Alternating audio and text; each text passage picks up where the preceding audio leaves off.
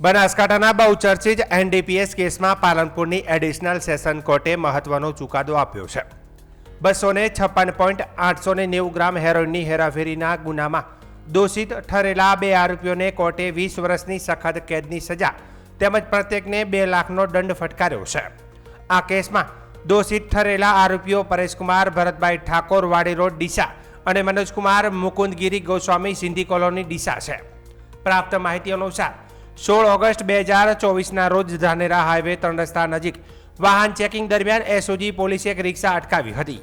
તપાસ દરમિયાન આરોપીઓ પાસેથી 256.890 ગ્રામ હેરોઇન મળી આવ્યું હતું, જેની અંદાજિત કિંમત ₹12,84,450 હતી।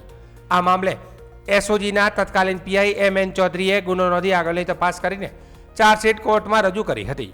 કેસની સુનાવણી એડિશનલ સેશન જજ ડીએસ શ્રીવાસ્તવની કોર્ટમાં ચાલી હતી। સરકારી વકીલ ડીકે પુરોહિતે આશરે 70 દસ્તાવેજી પુરાવા રજૂ કર્યા હતા, જેના આધારે કોર્ટે બંને આરોપીઓને દોષિત ઠેરવ્યા હતા। આ જ કેસમાં અન્ય 3 આરોપીઓ અનિકેત ઠાકોર, પ્રવીણ ઠાકોર અને ભરતજી અર્જનજી ઠાકોરને પૂરતા પુરાવાના અભાવે શંકાનો લાભ આપીને નિર્દોષ મુક્ત કરવામાં આવ્યો છે। કોર્ટના આ ચુકાદાને એનડીપીએસ કાયદા હેઠળ માદક પદાર્થોની હેરાફેરી સામે કડક કાર્યવાહી તરીકે હાલમાં તો જોવામાં આવી રહ્યું છે।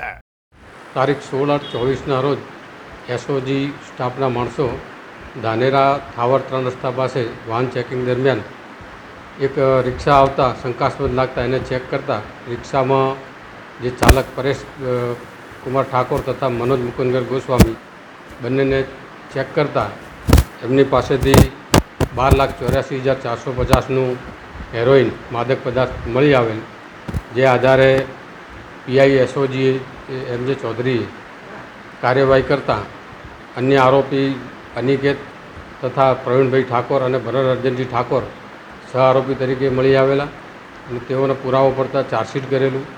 એ પછી જ્યારે ટ્રાયલ ચાલી એડિશનલ સેશન જજ સાહેબ શ્રી ડીએસ શ્રીવાસ્તવ સાહેબની કોર્ટમાં, જેમાં અમોએ વિવિધ ચુકાદાઓ તથા પુરાવા અને દસ્તાવેજી પુરાવાઓ લગભગ 70 જેવા દસ્તાવેજી પુરાવાઓ રજૂ કરતા આજરોજ એડિશનલ સેશન જજ સાહેબ શ્રી ડીએસ શ્રીવાસ્તવ સાહેબે પ્રવીણ કુમાર ઠાકોર, અનિકેતભાઈ ઠાકોર અને ભરત અર્જનજીને શંકાનો લાભ આપી નિર્દોષ ઠરાવી છોડી મૂકેલા છે। જ્યારે રિક્ષા ચાલક પરેશકુમાર ઠાકોર વાડી રોડ ડીસા તથા મનોજગર મુકુંદગર ગોસ્વામી સિંધી કોલોની ડીસાવાળાને 20 વર્ષની સખત કેદની સજા અને બંનેને 2 લાખ રૂપિયા દંડનો હુકમ કરેલો છે।